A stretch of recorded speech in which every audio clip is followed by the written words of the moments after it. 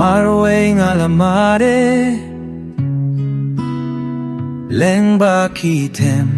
Hakaba ki jingdung kisa Katonu jong akalapja Kamen sim jong akalatot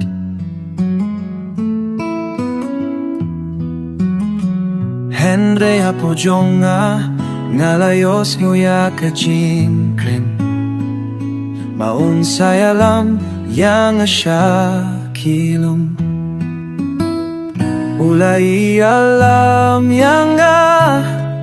Ngam shem la jashu Ngam shem long marwe shu Ula pen fai biang yang Yaki cha jonga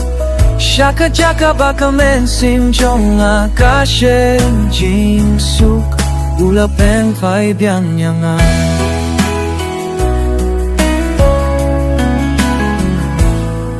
Ngalatay Yaki kenro jonga Dakababat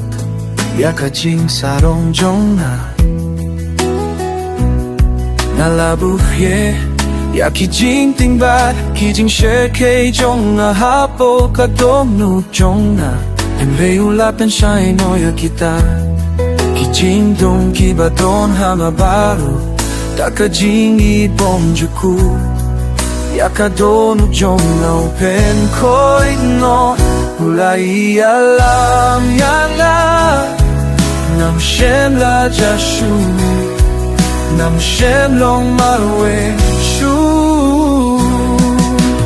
Wat lang ala jarangay Wat lang ala ngay Nau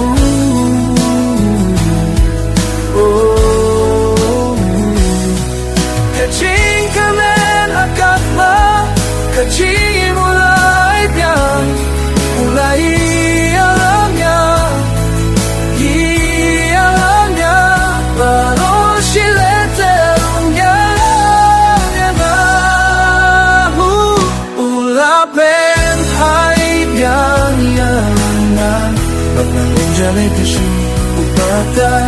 Kakajingi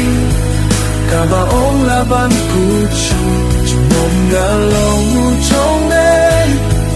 Nalong ujong na siya